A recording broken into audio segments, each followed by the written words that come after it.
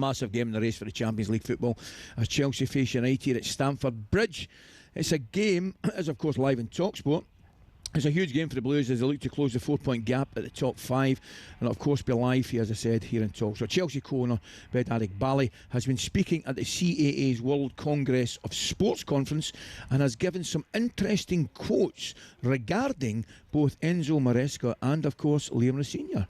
On Rosenior, Iqbali has said, "We knew what we were getting. We think he has every attribute to be successful here. He got off to a great start. We've had a tough past 5-6 matches, but I think we're behind Liam." Is that the vote of confidence you need? I think we're behind Liam. Okay. I've had that one. Okay, on Maresco, we've all had that one.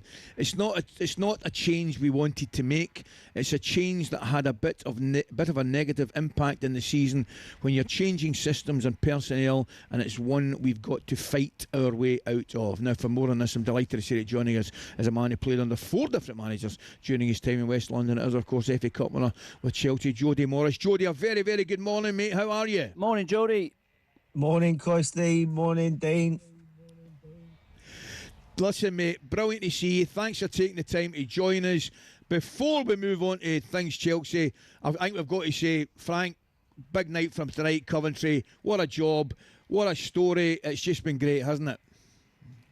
I mean, it's unbelievable. I mean, if you just look back at what he went into when they were 17th in the league, and if you look at, I don't know, what's that, 18 months or so he's been manager. I'm not sure if you look at all the leagues in our country, whether any manager's done any better than him over the course of the season. I mean, he made the playoffs last year against all odds. I thought they were a better team against Sunderland and was extremely unlucky not to get through to the playoff final. And then now, I mean, so many points clear in a league that's so difficult to get out of. I mean, what an unbelievable job. And now, knowing him and how he is, he don't just want to settle for automatic promotion. He wants to win the league, and rightly so, because they've been the best team.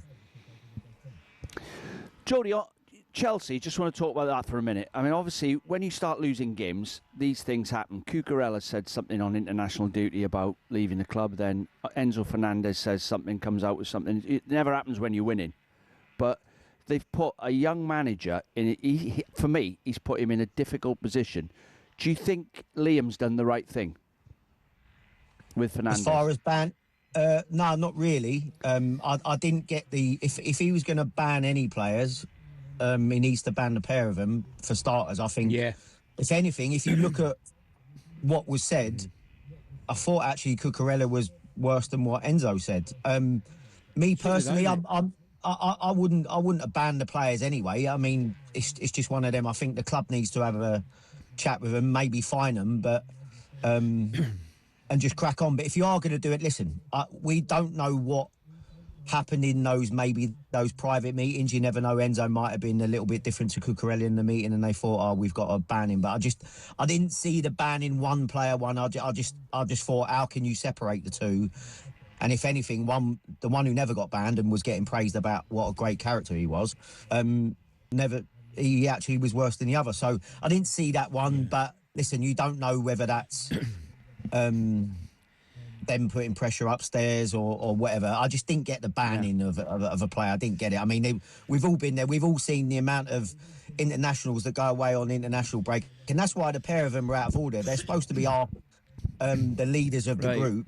They know full well what they're doing when they go away. It's not like they're 17-year-olds going away with a national team and then knowing that nothing's going to get back. They're both out of order. 100%, mate. I mean, is that what it's come? Is it come to one of these situations before every international break? You've got to say to the boys, right, lads, you know what's going to happen here. You're going to wait to a different set of journalists and they'll ask you different questions, and all of a sudden, because invariably and inevitably, that's where the stories come from. Surely, Jody, it's not got to the stage you're going to have to say before every international trip, be careful what you're saying at press conferences. They're big enough. No, absolutely. Like I said, we know full well this has been going on for years. Like people that would say stuff when they're away with their international teams, you don't have to say that because they know full well what they was doing. That's what makes it annoying, is that you're just bringing more pressure and more focus away from stuff that needs to be addressed. The performances on the pitch need to be addressed, not all this rubbish behind the scenes about whether a player wants to leave or who should have sacked who and stuff like that. I mean, you don't need to tell players that. They know. That's why you go. That's why it's more out of order, because they know what they were doing. That, like, we all know. Yeah. Listen, that, like I said, they're not young kids. Jody, I'm looking at this table here, and obviously the fight for Champions League places. Manchester United have really picked up. You know, the result on Monday aside. Apart from that, you know, Villa have improved obviously slightly. Liverpool having their problems. Clearly Chelsea having their problems. Brentford, if they beat Fulham, Everton, if they beat Liverpool. I mean, Chelsea are going to have to regroup and find a little bit of form, mate, aren't they? Yeah, we're not in a good place at all. And in fairness, although a lot of the results were going our way previously, before the last 4 or 5 games, I still don't think we was playing very well. We got over the line in a couple of games.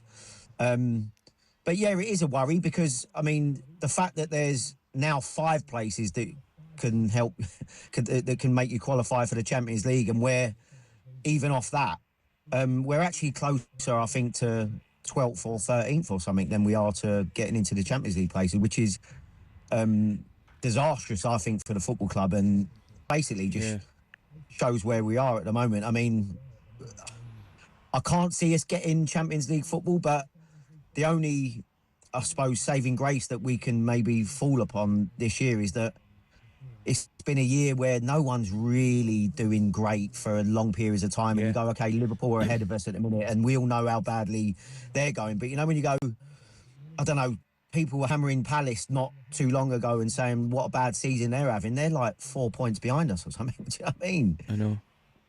Well, yeah, it's not great. It's not great. I was going to say to you, mate, I mean, United look as though they've got problems, particularly at centre-back. Maguire, Martinez suspended. You know, as I mentioned, the result Monday aside, they've picked up. You know, it's a tough one for Chelsea. How do you see the game going, mate?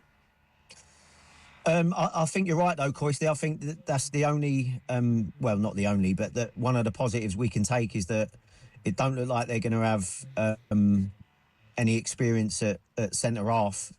So that'll be maybe something that we try and capitalise on. And obviously we can maybe look at the Leeds game and maybe take a little bit of positivity from that. But at the moment, the performance that Leeds put in against Man United away, I'm not sure we're capable of that at the moment. High energy and getting after it, I'm not so sure. But I think we are, well, before how certain runners gone, we used to be under Maresca. I felt we was better against the better teams. It was the lesser teams that we couldn't break down that was a bit of a problem. Now we've managed to get by them, and then we keep falling short of anybody that's decent, basically. So I'm a little bit worried about that. I thought Jody done a magnificent job not getting sacked until he did. You know, I thought he'd last about 6 months because.